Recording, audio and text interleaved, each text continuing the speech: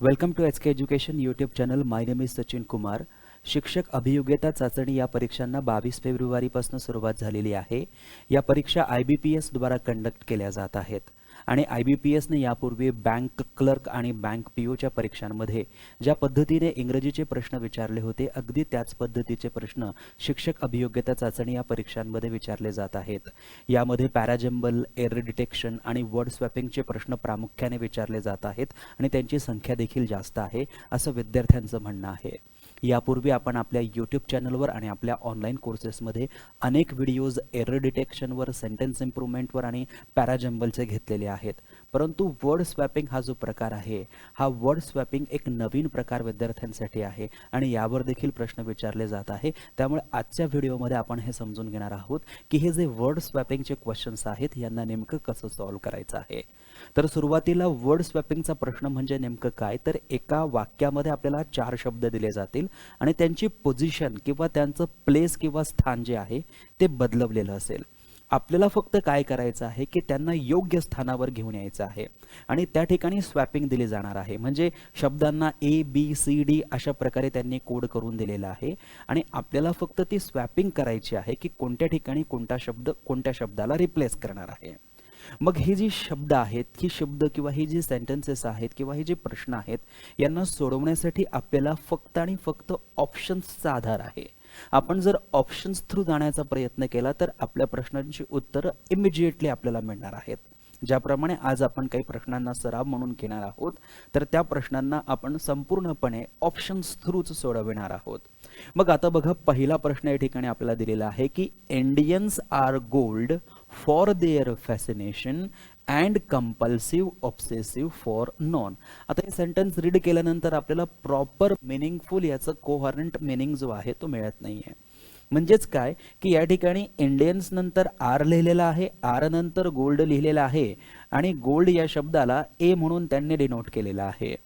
तर आता या ठिकाणी हा जो गोल्ड शब्द आहे, हा गोल्ड शब्द बरोबर आहे का हे आधी आपल्याला बघायचं आहे. जेव्हा आपण म्हणणार इंडियन्स आर गोल्ड म्हणजे भारतीय सोनं आहे, तर असं आपण म्हणू शकतो का, तर असं अजिबात म्हणू शकत नाही. त्यामुळे आपल्याला इथे इमिजिएटली कळत आहे की गोल्ड हा शब्द चुकीचा आहे. म्हणजे गोल्ड या शब्दाचं या ठिकाणी स्थान नाही, गोल्ड हा शब्द या ठिकाणी प्लेस होऊ शकत नाही. मग गोल्ड शब्द हा कुठे प्लेस होऊ शकतो, तर त्यासाठी आपल्याला ऑप्शन्सकडे जायचं आहे. मग गोल्डला काय म्हणून डिनोट केलेलं आहे, गोल्डला ए म्हणून डिनोट केलेला आहे. मग गोल्डला जर ए म्हणून डिनोट केलेला आहे तर एचं स्थान बी घेणार आणि बीचं स्थान ए घेणार. म्हणजे एच्या ऐवजी बी हा शब्द येणार. बी शब्द कोणता आहे, बी शब्द फॅसिनेशन आहे. म्हणजे फॅसिनेशन शब्दाला गोल्ड या शब्दाच्या ऐवजी घ्या आणि गोल्ड या शब्दाला फॅसिनेशन या शब्दाच्या ऐवजी, याप्रमाणे वर्ड स्वॅपिंग करायची आहे. म्हणजे गोल्ड हा शब्द फॅसिनेशनच्या जागी, फॅसिनेशन हा शब्द गोल्डच्या जागी. याला आपण म्हणतो स्वॅप, याला म्हणतो आपण अदलाबदल. मग जर आपण ही स्वॅपिंग केली की एच्या जागी बी घेतला आणि बीच्या जागी ए घेतला, तर आपलं वाक्य मिनिंगफुल किंवा कोहरंट होऊ शकतं का हे आपण बघायचं आहे. Indians R fascination. फॅसिनेशन या शब्दाचा अर्थ होतो मोह किंवा आकर्षण, की भारतीय आकर्षण आहे, भारतीय आकर्षण आहे असं म्हणू शकतो का, भारतीय आकर्षक आहे, अट्रॅक्टिव्ह आहे असं आपण म्हणू शकतो.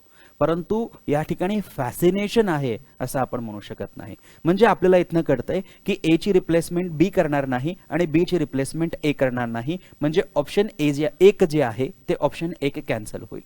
मग आता आपल्याला बघायचं आहे की ए आणखी कोणासोबत रिप्लेसमेंट करू शकतो, तर ऑप्शन 2 म्हणते की ए ची रिप्लेसमेंट डी सोबत होणार. मग डी शब्द काय आहे, तर डी शब्द बघा इथे लिहिलेला आहे, नोन हा शब्द आहे डी. मग नोन या शब्दाला इकडे घ्या. Indians are known for their, बघा हे जुळतंय. इंडियन्स आर नोन, नोन जर शब्द लिहिला तर फॉर त्याला सपोर्ट करतोय. याचाच अर्थ असा आहे की गोल्ड हा शब्द नॉनच्या जागी जाईल आणि नॉन हा शब्द गोल्डच्या जागी येईल. आणि इथे जर आपण पाहिलं, ऑब्सेसिव्ह फॉर गोल्ड म्हणजे गोल्डसाठी. सो इथे आपल्याला क्लिअरली कळतंय की ए ची रिप्लेसमेंट डी करतोय. म्हणजे ऑप्शन 2 जे आहे हे ऑप्शन 2 आपलं बरोबर उत्तर होईल. आता पुढे देखील आपण पडताळा करूया की ए ची रिप्लेसमेंट सी करू शकतो का, किंवा ए सोबत सी ची स्वॅपिंग होत आहे का. तर सी शब्द काय आहे, सी शब्द आहे ऑब्सेसिव्ह. ऑब्सेसिव्ह म्हणजे काय, सक्तीचे. ऑब्सेसिव्ह म्हणजे काय, सक्तीचे. So Indians are obsessive for their fascination. So obsessive हा शब्द देखील आपण घेऊ शकत नाही, त्यामुळे हे ऑप्शन 3 जे आहे हे कॅन्सल झालं. ए ची रिप्लेसमेंट डी सोबत होणं आवश्यक आहे. इथे हा म्हणतो की बी ची रिप्लेसमेंट सी सोबत करा, मग ए ची रिप्लेसमेंट कोणासोबत होईल, कारण ए तर चुकीच्या स्थानी लिहिलेलं आहे, त्यामुळे ऑप्शन 4 आपलं उत्तर होणार नाही. ऑप्शन 2 जे आहे तेच आपलं उत्तर होईल. मग इथे सांगितलेलं आहे की ए ची रिप्लेसमेंट डी सोबत करा, बी ची रिप्लेसमेंट सी सोबत करा. मग बी ची रिप्लेसमेंट, बी काय आहे, फॅसिनेशन. त्यानंतर सी काय आहे, तर सी आहे ऑब्सेसिव्ह. मग हा जो ऑब्सेसिव्ह शब्द आहे, हा ऑब्सेसिव्ह शब्द आपण जर इकडे घेतला आणि हा फॅसिनेशन शब्द जर आपण इकडे घेतला, तर ऑब्सेसिव्ह शब्द ॲडजेक्टिव्ह अँड कंपल्सिव्ह शब्द ॲडजेक्टिव्ह, आणि त्याच्यानंतर ऑब्सेसिव्हच्या जागी हा फॅसिनेशन शब्द येईल, तो येईल नाऊन. म्हणजे फॅसिनेशन शब्द इथे पाहिजे, ऑब्सेसिव्ह शब्द बीच्या जागी पाहिजे. म्हणजे बी आणि सी ची देखील आपल्याला स्वॅपिंग करावे लागेल, आणि म्हणून या ठिकाणी ऑप्शन 2 जे आहे हे आपलं करेक्ट उत्तर होईल.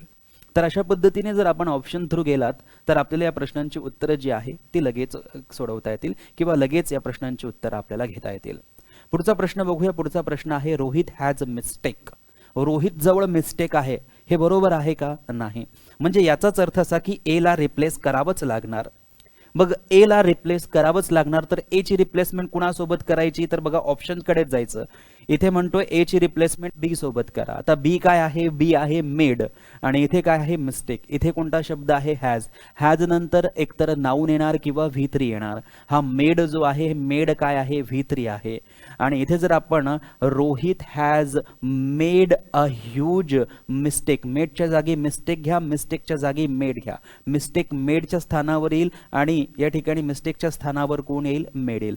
Rohit has made a huge mistake, याचाच अर्थ असा आहे की ए ला आपल्याला बी सोबत रिप्लेस करावं लागणार. म्हणजे ऑप्शन 1 जे आहे हे ऑप्शन 1 आपलं बरोबर होईल. आणखी ऑप्शन चेक करावे लागतील की आणखी कुठे कुठे ए सोबत बी ला रिप्लेसमेंट सांगितलेली आहे. ऑप्शन 2 मध्ये देखील रिप्लेसमेंट सांगितलेली आहे, म्हणजे ऑप्शन 2 जे आहे हे देखील आपलं बरोबर होऊ शकते. या दोनपैकी कोणतेही एक ऑप्शन आपलं बरोबर होईल. ए ची रिप्लेसमेंट डी सोबत सांगितलेली आहे की रोहित हॅज कंपनी, रोहित जवळ कंपनी आहे, असं आपण म्हणू शकतो का, असंही म्हणू शकत नाही. आणि म्हटलेलं आहे की सी ची रिप्लेसमेंट ए सोबत करायची आहे. सो मिस्टेकच्या ऐवजी या ठिकाणी आपल्याला presentation, Rohit has presentation, C ची रिप्लेसमेंट ए सोबत केली म्हणजे सी जाईल मिस्टेकच्या ठिकाणी Rohit has presentation. So Rohit has presentation हे बरोबर होणार नाही, म्हणजे ऑप्शन 4 जे आहे हे कॅन्सल होईल. आता आपल्याला हे बघायचं आहे की बी आणि ए ची रिप्लेसमेंट तर बरोबर आहे, सी आणि डी ची रिप्लेसमेंट होऊ शकते का, म्हणजे सी च्या जागी डी येऊ शकतो का आणि डी च्या जागी सी जाऊ शकतो का, हे बघायचं. तसं जर होत असेल किंवा तसं जर योग्य वाटत असेल तर ऑप्शन 2 बरोबर होईल. आणि जर सी आपल्या जागी बरोबर असेल, डी आपल्या जागी बरोबर असेल, तर मग ऑप्शन 1 आपलं उत्तर होईल. मग आता सी आणि डी ची रिप्लेसमेंट बघूया. Rohit has made a huge mistake in the presentation about his company. आता रोहितने जी ह्यूज मिस्टेक केलेली आहे ती कंपनीमध्ये केलेली आहे की त्याचं जे प्रेझेंटेशन आहे त्या प्रेझेंटेशनमध्ये केलेली आहे. कंपनीमध्ये चूक होणार की प्रेझेंटेशनमध्ये चूक होणार, आपल्याला क्लिअरली कळतंय की प्रेझेंटेशनमध्ये चूक होणार. त्यामुळे प्रेझेंटेशन हा शब्द या ठिकाणी बरोबर प्लेस केलेला आहे. त्यानंतर अबाउट हिज कंपनी, त्याच्या कंपनीच्या बद्दलचं जे प्रेझेंटेशन आहे त्या प्रेझेंटेशनमध्ये राहुलने ह्यूज मिस्टेक केलेली आहे. आणि म्हणून प्रेझेंटेशन हा शब्द आपल्या स्थानी बरोबर आहे, कंपनी हा शब्द आपल्या स्थानी बरोबर आहे. त्यामुळे यांना रिप्लेसमेंट करावं लागणार नाही, यांना रिप्लेसमेंट करावं लागणार नाही, म्हणजे हे सी आणि डी रिप्लेसमेंट होणार नाही. म्हणजे ऑप्शन 2 कॅन्सल झालं, केवळ एक ऑप्शन शिल्लक राहिलं, ऑप्शन 1, आणि आता आपलं हेच उत्तर होणार आहे. तर ही वर्ड स्वॅपिंगची क्वेश्चन्स आहेत जिथे आपल्याला वर्ड स्वॅप करून बघायचे आहेत, आणि हे करून बघण्यासाठी आपल्याला ऑप्शन्सचाच सपोर्ट घ्यायचा आहे. ऑप्शन्सचा सपोर्ट जर आपण घेतला तर आपली उत्तरं लवकर येतील आणि अचूक येतील. आता पुढे बघा, there is a view that the across. आता इथे द नंतर अक्रॉस हा शब्द घेतलेला आहे. बघा, अक्रॉस हा शब्द एक प्रेपोजिशन आहे. अक्रॉस हा शब्द प्रेपोजिशन आहे आणि कोणत्याही प्रेपोजिशनच्या आधी आर्टिकल येत नाही. सो द नंतर अक्रॉस हा शब्द मुळीच येणार नाही, म्हणजे ए ला रिप्लेसमेंटची गरज आहे. म्हणजे ए चुकीच्या स्थानावर आहे, ए च्या स्थानावर एकतर बी येईल किंवा सी येईल किंवा डी येईल. मग ए ची रिप्लेसमेंट यांनी कुणासोबत सांगितलेली आहे, ए ची रिप्लेसमेंट यांनी डी सोबत सांगितलेली आहे की there is a view that the blank of the rupee, that the blank of rupee म्हणजे रुपयाचं काहीतरी आहे. हॅज बीन द अप्रिसिएशन, एक तर रुपयाचं अप्रिसिएशन होईल किंवा रुपयाचा रिझल्ट असेल किंवा रुपयाचं डेप्रिसिएशन असेल, अवमूल्यन असेल. तर आता बघा इथे म्हटलेलं आहे की ए ची रिप्लेसमेंट होणार डी सोबत. म्हणजे डी काय आहे? Depreciation. There is a view that the depreciation of the rupee. So depreciation आपण म्हणू शकतो की रुपयाचं अवमूल्यन होत असतं आणि होत आहे. So there is a view, तिथे एक व्ह्यू आहे that the depreciation of the rupee. आणि हा जो अक्रॉस शब्द आहे, हा अक्रॉस शब्द डी च्या जागी घेतला जाईल. आणि डी च्या जागी जर आपण अक्रॉस घेतला तर या ठिकाणी डॉलर आहे आणि डॉलरच्या ऐवजी डेप्रिसिएशनच्या ऐवजी जर आपण अक्रॉस हा शब्द घेतला तर अक्रॉस ऑल करन्सीज हे या ठिकाणी प्रॉपरली जुळतंय. म्हणजे ए ची रिप्लेसमेंट डी सोबत प्रॉपर होताना आपल्याला दिसते. म्हणजे या ठिकाणी आपलं ऑप्शन 1 बरोबर होऊ शकतं. आणखी कुठे कुठे ए डी किंवा डी ए दिलेला आहे ते आपण बघूया. तर बघा ऑप्शन 2 मध्ये देखील ए डी दिलेला आहे.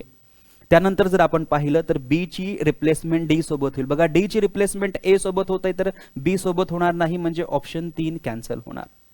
आणि या ठिकाणी बघा बोथ ए ची रिप्लेसमेंट बी सोबत होईल असं म्हणतोय. ए ची रिप्लेसमेंट डी सोबत होताना दिसते, बी सोबत नाही, म्हणून ऑप्शन 4 कॅन्सल. एकतर आपलं ऑप्शन 1 बरोबर होईल किंवा आपलं ऑप्शन 2 बरोबर होईल. आता कसं चेक करायचं की ऑप्शन 1 बरोबर होईल की 2 बरोबर होईल? बी आणि सी ची रिप्लेसमेंट होऊ शकते का ते बघायचं आहे. आता बघा या ठिकाणी बी जो आहे तो आहे अप्रिसिएशन आणि या ठिकाणी जनरल नंतर जो आहे तो आहे रिझल्ट.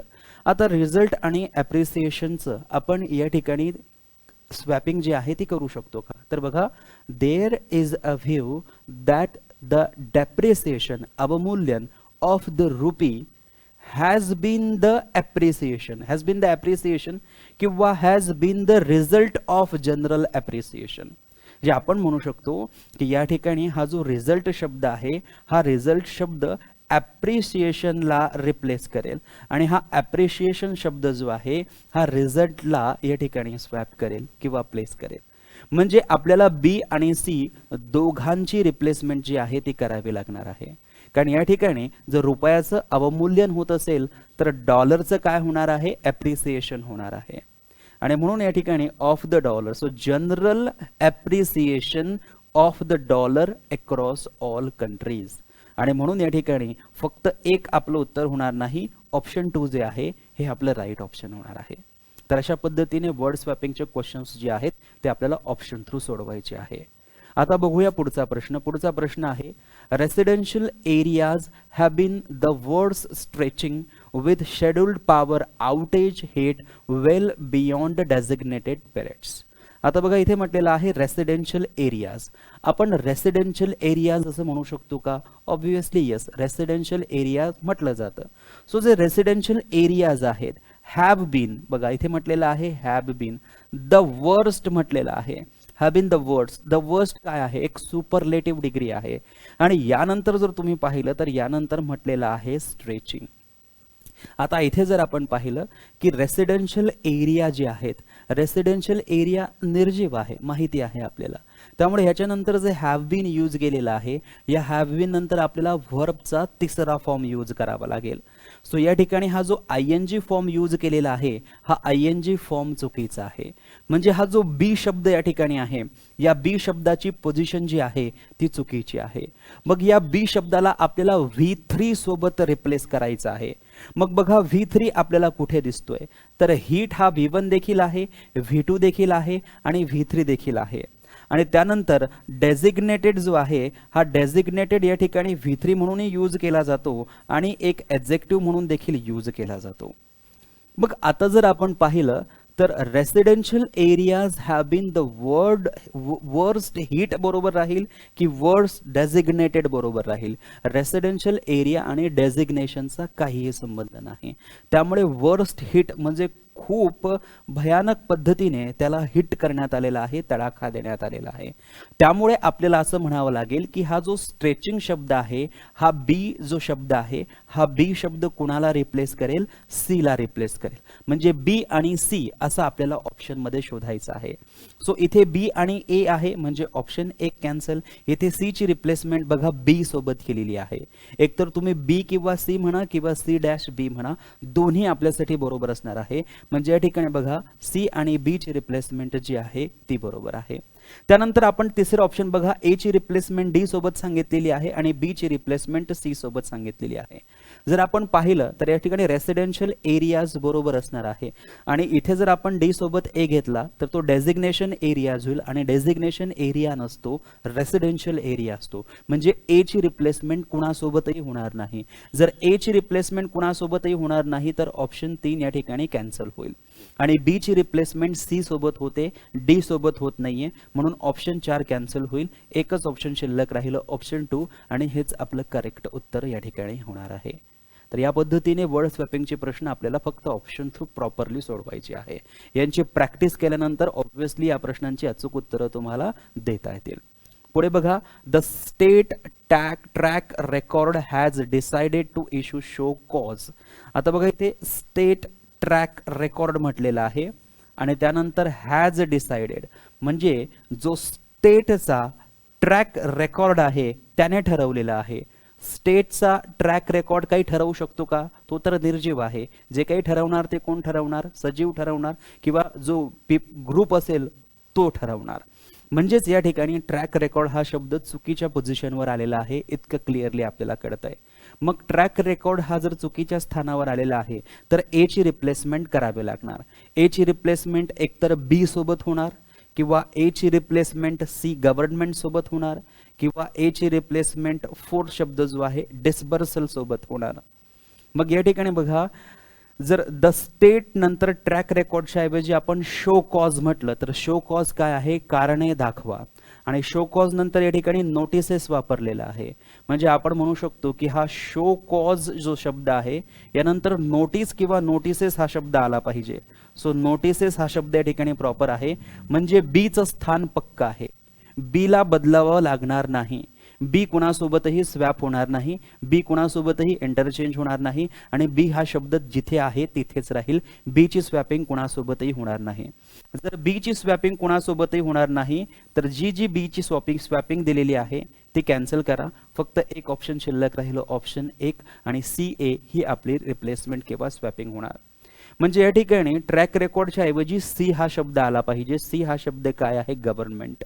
आणि बघा द स्टेट नंतर गव्हर्नमेंट हाच शब्द प्रॉपर आहे. द स्टेट गव्हर्नमेंट म्हणजे जे राज्य सरकार आहे हॅज डिसाइडेड, त्यांनी ठरवलेलं आहे to issue show cause notices, कारणे दाखवा नोटीस इश्यू करायला सांगितलेले आहे. कुणाला? To 5 banks with poor government.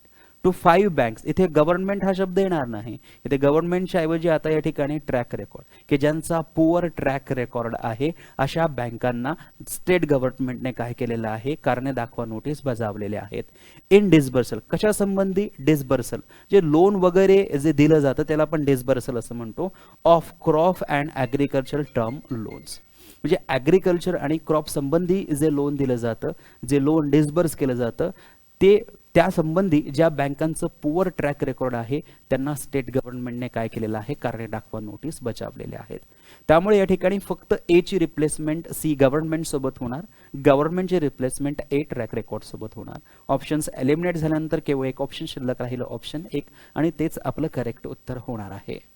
यानंतर घेऊया आणखी पुढचा प्रश्न. Drone vital is playing a technology role in delivering food and other essentials alongside relief activities. आता इथे बघा, इथे म्हटलेलं आहे drone vital is playing a technology role. आता इथे बघा ड्रोन व्हायटल असं काही असतं का? नाही. म्हणजे व्हायटल या शब्दाची पोझिशन चुकलेली आहे. म्हणजे ए ची रिप्लेसमेंट करावी लागणार.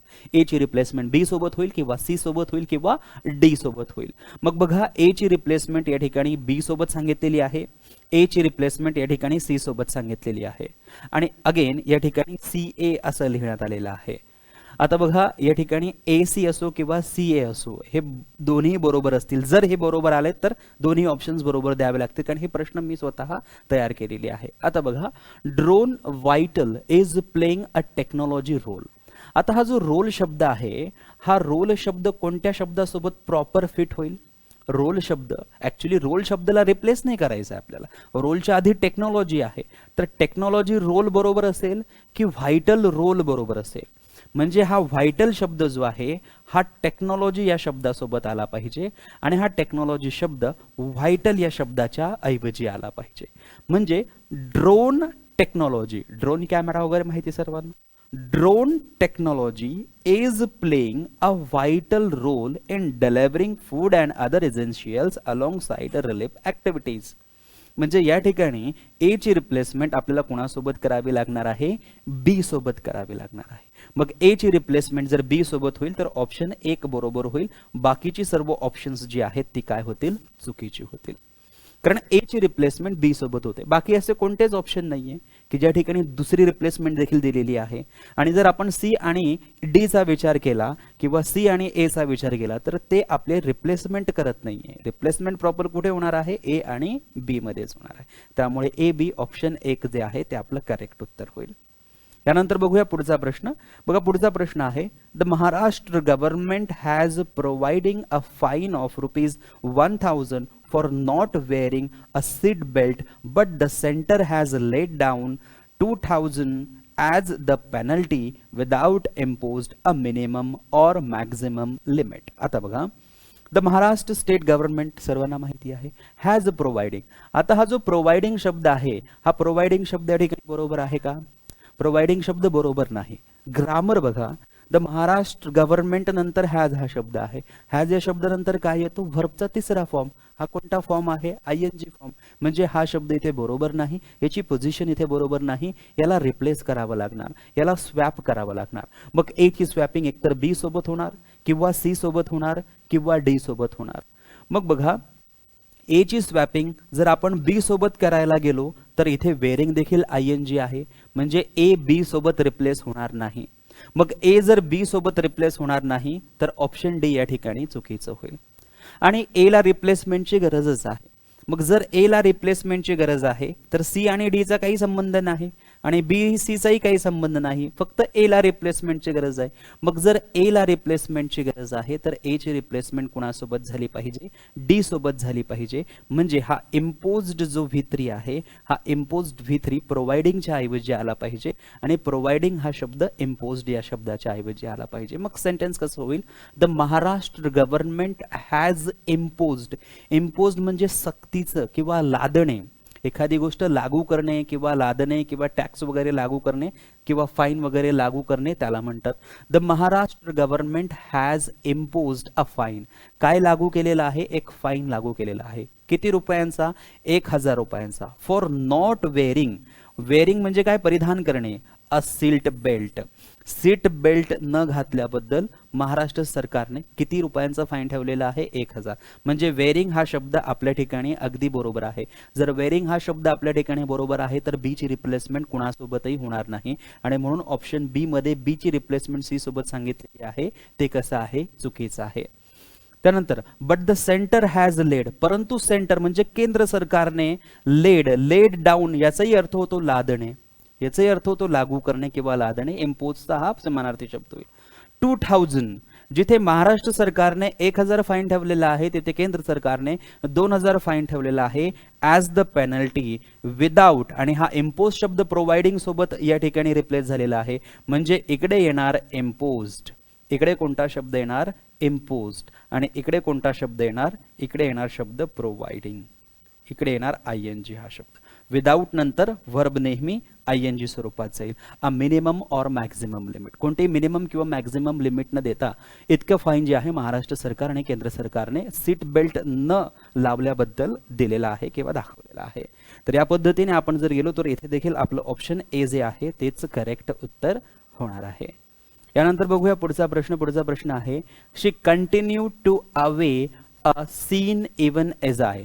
आता इथे जर आपण पाहिलं तर कंटिन्यूड टू अवे म्हटलेलं आहे आता हा जो अवे शब्द आहे, हा अवे शब्द एकतर फ्रेझल व्हर्ब मध्ये येईल, म्हणजे व्हर्बच्या सोबत आला पाहिजे. फार अवे असेल, रन अवे असेल, वॉक अवे असेल, रीच अवे असेल, मूव अवे असेल, यासोबत हा वापरला जाणारा शब्द आहे. म्हणजे अवे काय आहे, एक प्रेपोजिशन आहे. आणि या ठिकाणी टू नंतर हा जो प्रेपोजिशन वापरलेला आहे अवे, याचं स्थान पूर्णतः चुकीचं आहे. म्हणजे हा इथे अजिबात असायला नको. मग ए जर अजिबात असायला नको तर ए ची रिप्लेसमेंट आवश्यक आहे. ए ची रिप्लेसमेंट गरजेची आहे. मग ए ची रिप्लेसमेंट कुणासोबत होऊ शकते, एकतर बी सोबत होईल किंवा सी सोबत होईल किंवा डी सोबत होईल. मग ए ची रिप्लेसमेंट इथे सांगितलेली आहे सी सोबत, इथे सांगितलेली आहे बी सोबत आणि इथे सांगितलेली आहे डी सोबत. आता सर्वांसोबत आपल्याला चेक करावं लागेल. शी कंटिन्यूड नंतर टू हा शब्द आहे आणि टू या शब्दानंतर व्हर्बचा फर्स्ट फॉर्म येतो, हे सर्वांना माहिती आहे. टू नंतर व्हर्बचा फर्स्ट फॉर्म येतो, हे सर्वांना माहिती. मग या ठिकाणी बघा, even as I moved to create, create काय आहे, क्रिएट व्हर्बचा फर्स्ट फॉर्म आहे. अराइव्ड जर तुम्ही बघितला तर अराइव्ड व्हर्बचा सेकंड फॉर्म आहे. आणि त्यानंतर ऑटो जर पाहिलं तर ऑटो काय आहे, ऑटो आहे नाउन.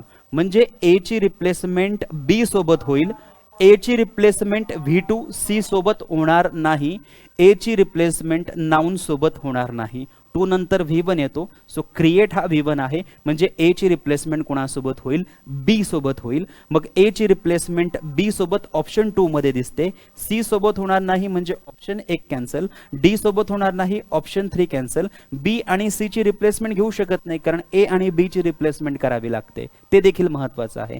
आणि इथे पुढे म्हटलेलं आहे की सी आणि डी ची देखील रिप्लेसमेंट करावी लागेल. तर एकदा आपण चेक करूया की सी मध्ये काय लिहिलेलं आहे. सी मध्ये माय नंतर अराइव्ड हा V2 लिहिलेला आहे, हा चुकीचा आहे. माय किंवा युअर किंवा कोणताही पॉझिटिव्ह एडजेक्टिव्ह असेल त्यानंतर आपण V2 किंवा V3 किंवा V1 लिहत नाही. म्हणजे हा सी जो आहे हा याचं स्थान देखील चुकीचं आहे. त्यानंतर हा जो ऑटो शब्द आहे हा काय आहे, नाउन. सो नेहमी लक्षात ठेवायचं आहे की जे पॉझिटिव्ह एडजेक्टिव्ह असेल, माय असेल, युअर असेल, हिज असेल, हर असेल, देअर असेल, यांच्यानंतर नाउनच येतो आणि ऑटो नाउन आहे. म्हणजे डी ची रिप्लेसमेंट सी सोबत करावी लागणार, सी ची रिप्लेसमेंट डी सोबत करावी लागणार. माय ऑटो दॅट हॅड थँकफुली, आणि या शब्दाच्या ऐवजी अराइव्ड बाय देन असं म्हणावं लागेल, तेव्हा हे वाक्य जे आहे अगदी बरोबर होईल. तर बघा या ठिकाणी आपल्याला काय करायचं आहे की जो शब्द आपल्याला वाटतोय की त्याची पोझिशन चुकीची आहे, त्याची पोझिशन कोणत्या ऑप्शन सोबत होऊ शकते, कोणत्या शब्दासोबत होऊ शकते, त्या ऑप्शन थ्रू आपल्याला जायचं आहे. काही ऑप्शन्स आपल्याला एलिमिनेट होताना दिसतील, शिल्लक राहिलेल्या ऑप्शन मधून आपल्याला पडताळा करता येईल आणि त्यानुसार आपल्याला ही वर्ड स्वॅपिंगची क्वेश्चन्स जी आहेत ती सॉल्व्ह करता येईल. त्यामुळे आजच्या भागामध्ये आपण हे सर्व वर्ड स्वॅपिंगचे क्वेश्चन्स जी आहेत ही कव्हर करण्याचा प्रयत्न केलेला आहे. पुढे देखील काही वर्ड स्वॅपिंगचे जे क्वेश्चन्स असतील ते आपण घेण्याचा पूर्णतः प्रयत्न करूया. कारण यापूर्वी आपण आपल्या ऑनलाईन कोर्समध्ये parajumble, error detection, sentence improvement, TCS synonyms, TCS one word substitution, असे अनेक वेगवेगळे जे TCS आणि IBPS पॅटर्ननुसार आपल्याला प्रश्न विचारले जातात ते पॉईंट्स सर्व कव्हर केलेले आहेत. एरर डिटेक्शनवर आपण जवळपास 200 प्रश्न, 200 ते 250 प्रश्न कव्हर केलेले आहेत. सेंटेन्स इम्प्रूव्हमेंटचे 400 प्रश्न आपण कव्हर केलेले आहेत. पॅराजंबलचे आपण 150 प्रश्न कव्हर केले. आणखी पुढे आपण पॅराजंबल कंटिन्यू करत देखील आहोत. आणि त्याचप्रमाणे आपण आता वर्ड स्वॅपिंग हा नवीन टॉपिक देखील घेणार आहोत. तर ज्यांना ज्यांना शक्य असेल त्यांनी आमचा इंग्लिश ग्रामर ऑनलाईन कोर्स जो आहे तो जॉईन करू शकतात. IBPS आणि TCS पॅटर्ननुसार संपूर्ण सिलेबस यामध्ये घेतला जातो. आणि म्हणून आगामी काळात ज्यांना ज्यांना परीक्षा द्यायच्या आहेत त्यांनी हे व्यवस्थित लक्षात ठेवायचं आहे की आपली परीक्षा कोणत्या कंपनीद्वारा घेतली जाणार आहे. जर आपली परीक्षा TCS या कंपनीद्वारा घेतली जाणार असेल तर TCSची काय स्ट्रॅटेजी असते, कोणकोणत्या पॉईंट्सला ते जास्त फोकस करतात हे आपल्याला आधीच माहिती असणं आवश्यक आहे. कारण बऱ्याच विद्यार्थ्यांचा काल TIT या परीक्षेमध्ये गोंधळ झालेला आहे की जो सिलेबस दिला होता त्या सिलेबसनुसार आपल्याला प्रश्न जसे 2017च्या परीक्षेत विचारले होते तसे प्रश्न विचारले गेले नाहीत. आणि कम्प्लिटली जे बँकिंग किंवा बँक क्लर्क किंवा बँक POच्या परीक्षांमध्ये IBPS द्वारा प्रश्न विचारले जातात अगदी त्याच प्रकारचे प्रश्न इथे देखील आपल्याला विचारण्यात आली होती. म्हणजे आपल्याला समजून घेतलं पाहिजे की जर आपली परीक्षा IBPS द्वारा होईल तर आपल्याला इंग्रजीच्या कोणकोणत्या टॉपिक्सला फोकस करायचा आहे. आणि आपली परीक्षा जर TCS या कंपनीद्वारा होणार असेल तर कोणते टॉपिक्स आहेत की ज्यांना आपल्याला प्रॉपरली फोकस करून जायचं आहे, जेणेकरून आपला गोंधळ होणार नाही आणि आपल्याला इतरांपेक्षा जास्त मार्क्स मिळतील. सो आजच्या या सेशनमध्ये आपण इथेच थांबतोय. Thank you so much. Take care. Bye. जय हिंद, जय भारत.